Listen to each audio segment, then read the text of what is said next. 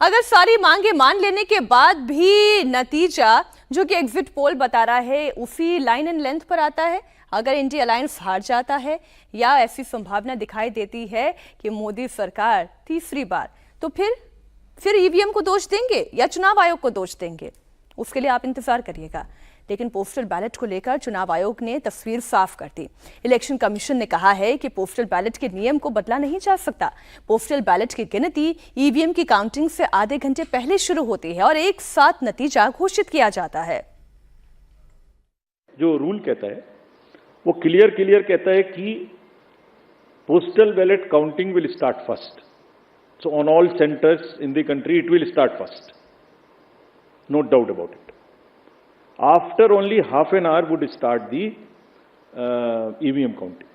So there are three countings which are happening simultaneously, and it is happening. It happened in 2019. It happened in all the 2022 elections of the states held thereafter. It happened yesterday also in case of Arunachal and Sikkim. हम mid course नहीं बदल सकते कुछ भी.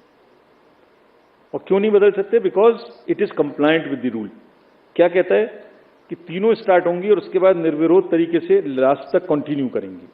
Postal की तरह चलेगा, EVM की तरह के चलेगी. जैसे ईवीएम खत्म होगा वैसे ही 5 वीवीपैट की पर्ची का गिनना शुरू हो जाएगा.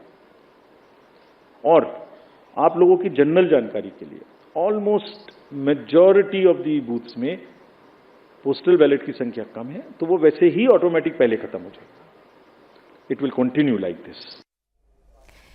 इलेक्शन कमीशन ने विपक्ष के सारे आरोपों को खारिज करते हुए कहा कि चुनाव आयोग को लेकर फेक नैरेटिव फैलाने की कोशिश की जा रही है. कभी वोटर लिस्ट खराब है, कभी ईवीएम खराब है, कभी ये खराब है, कभी काउंटिंग में एआरओ की टेबल पे आदमी नहीं है, 150 डीएम से बात कर ली. What is this happening in the country? ये फेक नैरेटिव है जो चल रहा है. हम इसको समझने में पूरी तरीके से फेल किए, ये हम एडमिट करते हैं. आप समझ गए हैं. ईवीएम का बॉक्स आपके सामने खुला, ईवीएम की सील आपके सामने खुली, ईवीएम की काउंटिंग आपके सामने हुई. इसके बावजूद भी ईवीएम गड़बड़ है, काउंटिंग गलत है. विपक्ष ने काउंटिंग पर सवाल उठाया तो चुनाव आयोग ने सभी आरोपों का जवाब दिया. चुनाव आयोग ने हर उस मांग को भी माना. 18 घंटे के बाद करीब तस्वीर क्लियर हो जाएगी. लेकिन एग्जिट पोल को लेकर अभी भी सियासत जारी है. सोनिया गांधी एग्जिट पोल के आंकड़े को मानने के लिए तैयार नहीं है. कांग्रेस के पूर्व अध्यक्ष रही सोनिया गांधी को उम्मीद है कि एग्जिट पोल जो दिखा रहा है रिजल्ट उससे एकदम अलग होगा. खैर, वो नेता है, वो तो ये कहेंगी ही. Madam, what is the expectation of tomorrow result? We have to wait. Just wait and see. How hopeful you are to form the government now? Well, we are very hopeful that our results are completely the opposite of what the exit poll is saying.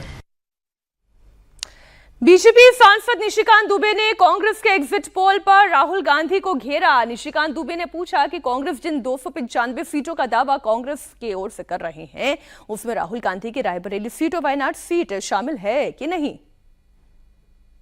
कल कहा कि 295 seat हम लोगों को आ रही है, यही कहा ना. अब 295 सीट में वायनाड है कि नहीं है और रायबरेली है कि नहीं है ये बताया नहीं. मुझे तो लगता है कि राहुल गांधी खुद ही चुनाव नहीं जीत पा रहे हैं. तो हमारे यहाँ एक कहावत है कि हो तो बहुत कर हुआ खिस्सा. तो जब शादी होगी तब ना आप वाइफ से बातचीत करोगे भाई. तो आप एमपी बनकर आओगे तब ना 295 होगा कि 294 होगा, इस पर चर्चा करोगे. ये सभी जो नेता पुत्र हैं ना, जो बड़े बाप के बेटे हैं, उनके लिए राजनीति जो है आप समझिए कि आनंद का काम. कोई काम नहीं मिला तो राजनीति भी 2 घंटे करना है, नहीं तो ऐसे विदेश घूमना है. 4 तारीख के बाद हो सकता है कि राहुल गांधी जी का टिकट हो कहीं का, अमेरिका का हो या इटली का हो या थाईलैंड का हो. अखिलेश यादव जी जाने वाले हैं अभी बच्चे की पढ़ाई के लिए, उनको जाना है इंग्लैंड, उनके बच्चे वहाँ पढ़ते हैं, तो स्वाभाविक है कि बच्चे को छोड़ने जाएंगे. हालांकि वायनाड और रायबरेली को लेकर कहा यह जा रहा है, एग्जिट पोल ही बता रहा है कि राहुल गांधी ये सीटें जीत सकते हैं। सवाल ये तब रहेगा कि फिर वो कौन सी सीट छोड़ेंगे और कौन सी सीट रखेंगे।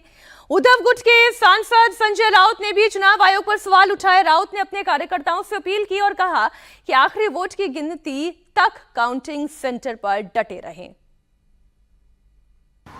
चुनाव आयोग बीजेपी की एक्सटेंडेड ब्रांच, बीजेपी की एक शाखा इस तरह से काम कर रहे, इसलिए इस देश का लोकतंत्र 10 साल में संकट में आया, खतरे में आया। तो हम कल पूरी एकजुटता से हमारे लोगों को कहा है, आखिरी वोट की गिनती होने तक आप वहाँ बैठिए, डट के रहिए। आपके ऊपर दबाव लाया जाएगा, तरह तरह के हथकंडे अपनाए जाएंगे, हाँ, आपको डिमोरलाइज किया जाएगा, लेकिन आप वहाँ से हटो नहीं। ये हमारे सभी इंडिया आघाड़ी के जो प्रमुख लोग हैं, कार्यकर्ता है, पोलिंग और बूथ के एजेंट है, वहाँ के सबको संदेश दिया है।